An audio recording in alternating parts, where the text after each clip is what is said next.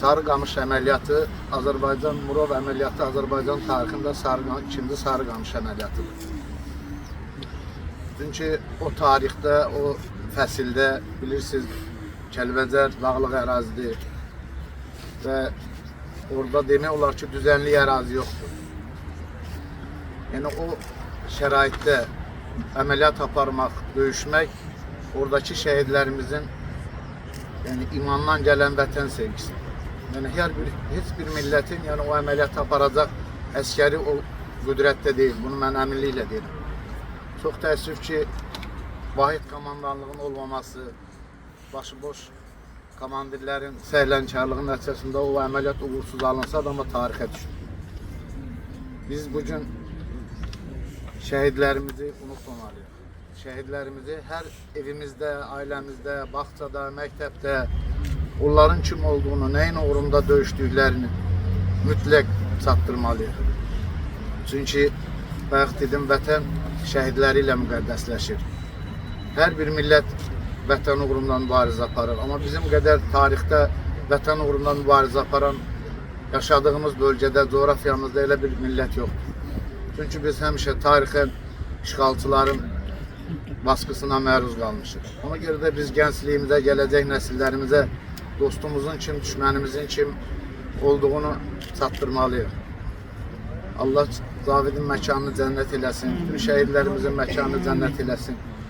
Bəzən o bizi ağrıdır, acıdır, göz yaşı dökülüyor, ağlayırıq, amma hərdən oturub mən fikirləşəndə düşünürəm ki, biz hamımız sonunda öləcəyik, amma şəhidlər ölməyəcək. Çünki bu xalq yaşadıqca, bu vətən yaşadıqca bura ziyarətgahdır. Bura hər zaman xatırlanacaq, hər zaman yad olunacaq. Amma acı da olsa, onlar xoşbəxt insanlardır. Allah məkanlarını cənnət eləsin. Başda Cavid olmaqla bütün şəhidlərimizə Allahdan rəhmət diləyir. Valideynlərinə, yaxınlarına səbir diləyir. Mən fəxr edirəm ki, mənim belə bir qəhrəman əmrim var. Şəhidlər heç vaxt unudulmur. Şəhidlik hər adama nisbət olan bir zirvə deyil. Və mən bütün ailəm adından Qubadlı rayon icra hakimi, Malik müəllimə, onun müavini Allah verdi müəllimə təşəkkür edirəm ki, bu tür tədbiri unutmuyor. Döyüşlərdə bərkiyəcək son sözünü demək üçün hak yolundan dönməyəcək azadlığa yetmək üçün hak yolundan dönməyəcək azadlığa yetmək üçün əskər vətən əmanəti, yurd əmanəti, əskər ocaq əmanəti, od əmanəti, əskər vətən əmanəti, yurd əmanəti, əskər ocaq əmanəti, od əmanəti.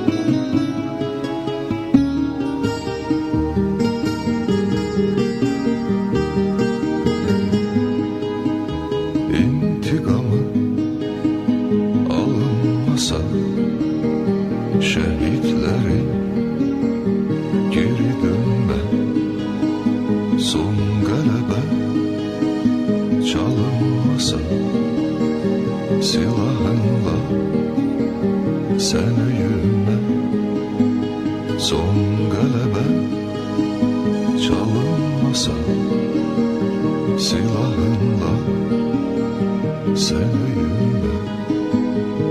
Əskər vətən əmanəti, yurd əmanəti, əskər ocaq əmanəti, od əmanəti, əskər vətən əmanəti, yurd əmanəti,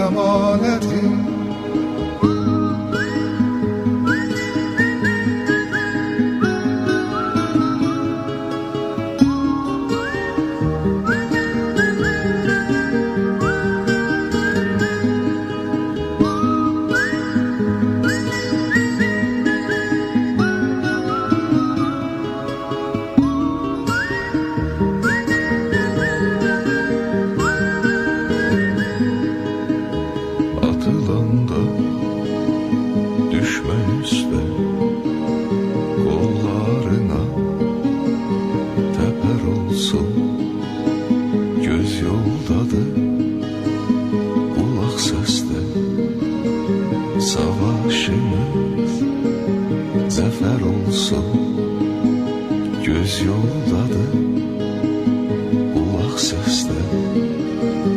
Savaşınız zəfər olsun. Əskər vətən əmanəti, yurd əmanəti. Əskər ocaq əmanəti, od əmanəti. Əskər vətən əmanəti, yurd əmanəti. Əskər ocaq əmanəti, od əmanəti. Əskər vətən əmanəti, yurd əmanəti. Əskər ocaq əmanəti, od əmanəti. Əskər vətən əmanəti, yurd əmanəti. Əskər ocaq əmanəti, od əmanəti.